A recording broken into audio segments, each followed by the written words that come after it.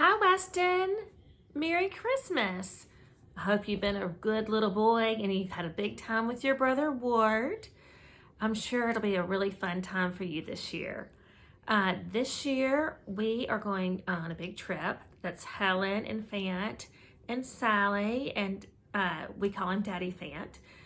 We're going to go on a big cruise ship, and then we're going to get back home on December 24th, which is Christmas Eve, just in time for us to get to bed early, because everybody should get to bed early on Christmas Eve, because then Santa Claus comes to town.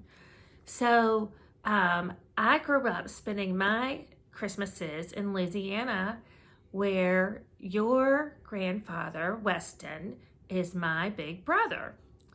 And so we grew up there, and then our grandfather, our father, your great grandfather, his name was Thad, which is a name that's like all over the place in the family. And our mother's name was Sally.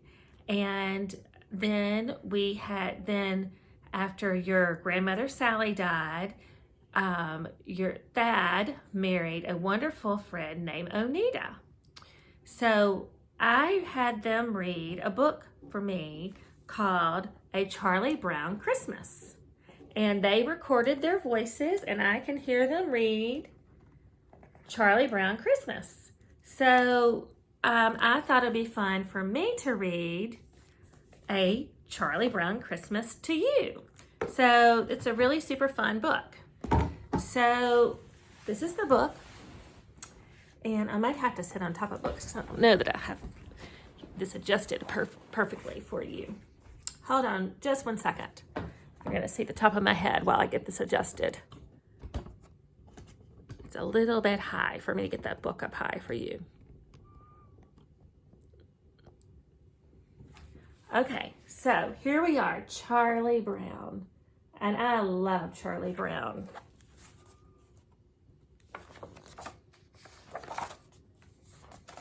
Make sure that your mom and dad show you the Charlie Brown Christmas show. Christmas time was here. Soft snowflakes floated down from the sky. The sweet sound of carols filled the air, and everyone felt happy. Well, almost everyone.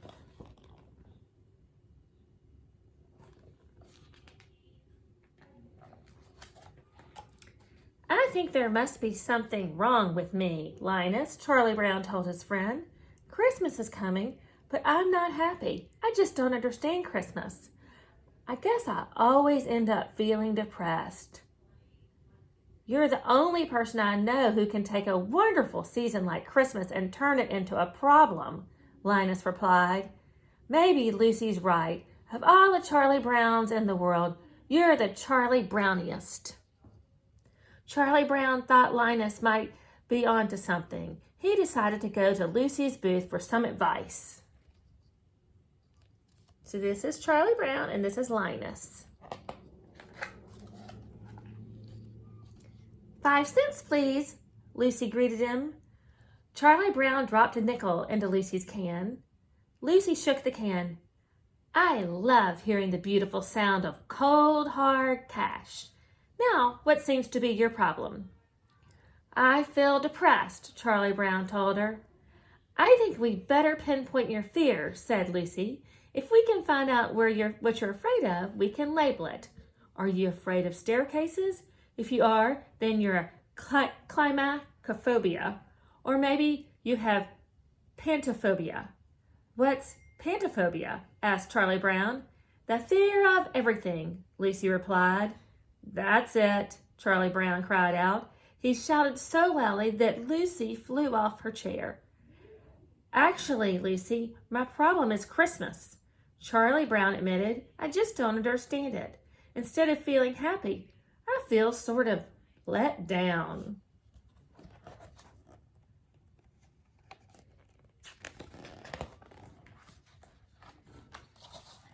Lucy knew who could help.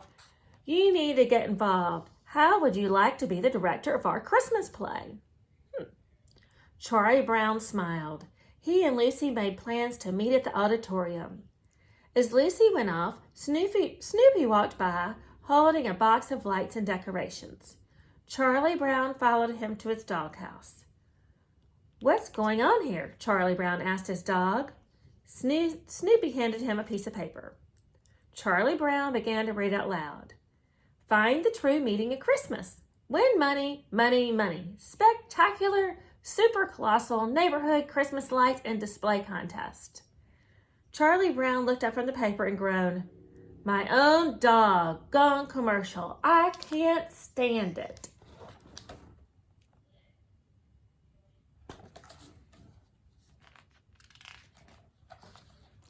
Next, Charlie Brown ran into his sister, Sally.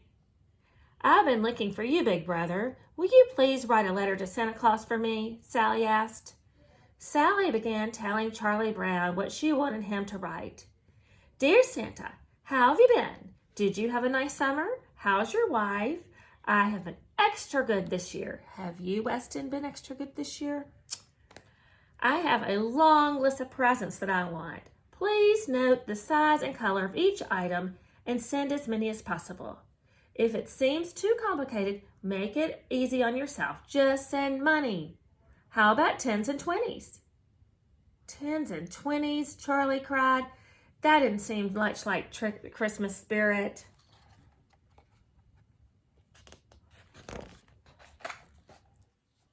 At the auditorium, Lucy had an announcement. "Quiet, everybody. Our director will be here any minute and we'll start rehearsal." "Director? What director?" asked Patty. "Charlie Brown," Lucy replied. "Oh no, we're doomed," said Violet. "Here he comes," said Lucy. "Attention, everyone." Charlie Brown addressed the cast, but no one listened to him. They were all dancing as Schroeder played the piano. There's Schroeder. "Stop the music," Charlie Brown shouted into his megaphone. "We're going to do this play and we're going to do it right, Lucy. Get those costumes and scripts and pass them out."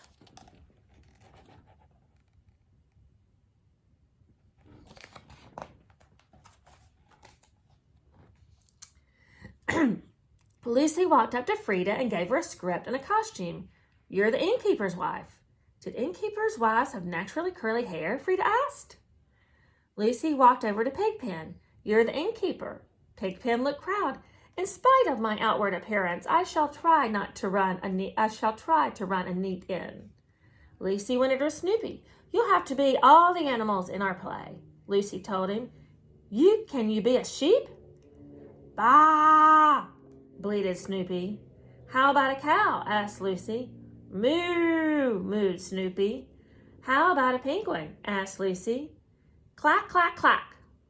Snoopy waddled around the stage.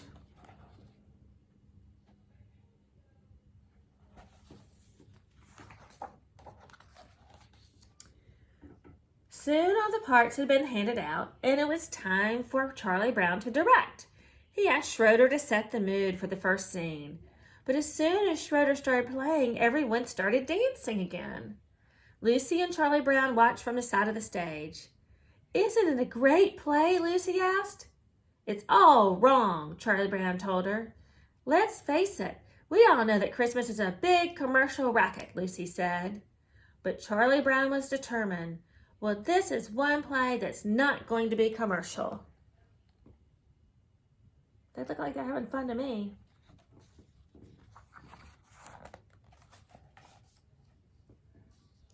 "What do you want?" Lucy asked. "The proper mood," Charlie Brown responded. "We need a Christmas tree. You see our Christmas tree?" Lucy thought this was a great idea. A great, big, shiny, aluminum Christmas tree. "That's it." "I'll take Linus with me," said Charlie Brown. "The rest of you practice your lines." Charlie Brown gets a lot more snow than they do in Tennessee.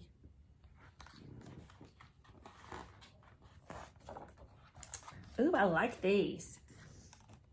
Charlie Brown and Linus made their way through the snow to the Christmas tree lot. There were trees in all sizes and colors, big, bigger, pink and purple and red. They were all made of metal or plastic. Gee, do they still make wooden Christmas trees? Linus wondered.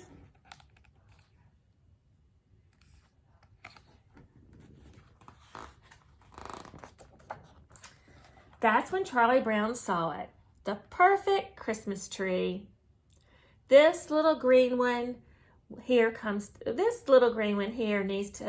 seems to need a home, said Charlie Brown. But Linus wasn't so sure. I don't know, Charlie Brown.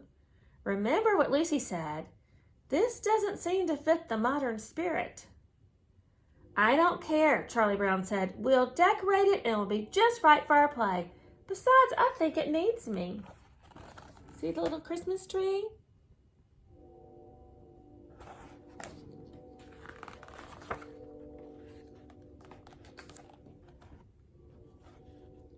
We're back, Charlie Brown announced as he and Linus brought the little tree into the auditorium. The other kids couldn't believe what they were seeing. This tree was all wrong. You were supposed to get a good tree, Lucy told Charlie Brown. Can't you even tell a good tree from a poor tree? Everyone laughed and walked away, everyone except Linus.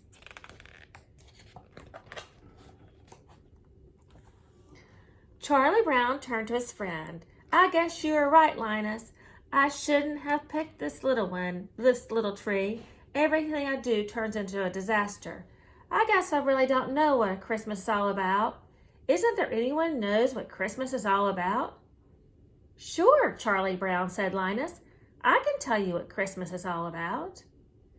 Linus walked to the center of the stage. A lone spotlight shone on him as he began to speak.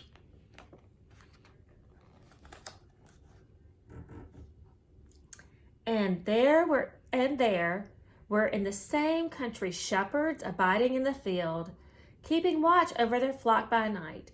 And lo, the angel of the Lord came upon them, and the glory of the Lord shone around about them. And they were sore afraid. And the angel said unto them, Fear not, for behold, I bring you tidings of great joy, which will be to all people. For unto you is born this day in the city of David a Savior, which is Christ the Lord. And this shall be a sign unto you. You shall find the babe wrapped in swaddling clothes, lying in a manger. And suddenly there was with the angel a multitude of the heavenly host, praising God and saying, Glory to God in the highest, and on earth peace, goodwill towards men.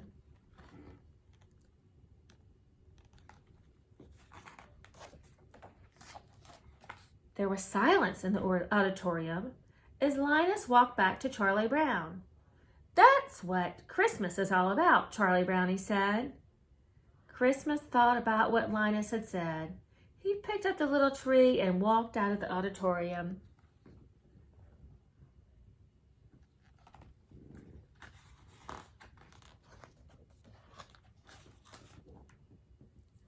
Charlie Brown looked up at the starry night sky. He finally understood the beginning of Christmas. Linus is right. I won't let all this commercialism ruin my Christmas. I'll take this little tree home and decorate it, and I'll show them it really will work in our play.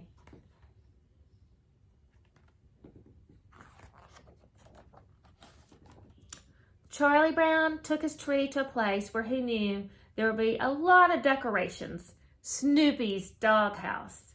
He selected a shiny red ornament, but when Charlie Brown put the ornament on the tree, it collapsed. I've killed it, Charlie Brown cried. Everything I touch gets ruined. Poor Charlie Brown.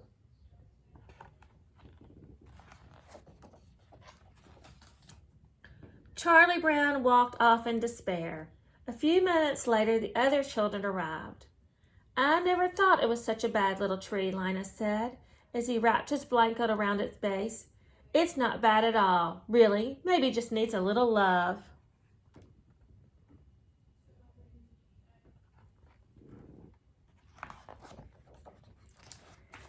Everyone began taking ornaments off Snoopy's doghouse. Soon the little tree had been transformed into a festive Christmas tree. Look at them working together.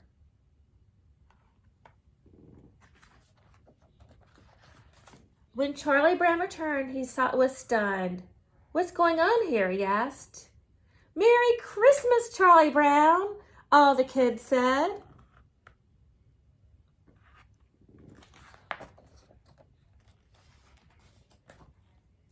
And then everyone began to sing, even Charlie Brown.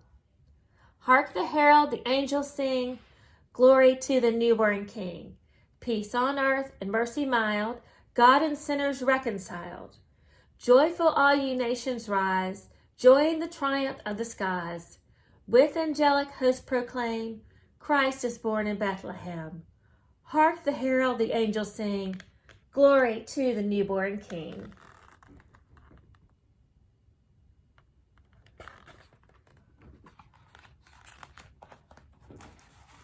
Your family in Tennessee loves you. Have a very Merry Christmas, Weston, and give that ward a hug from us too.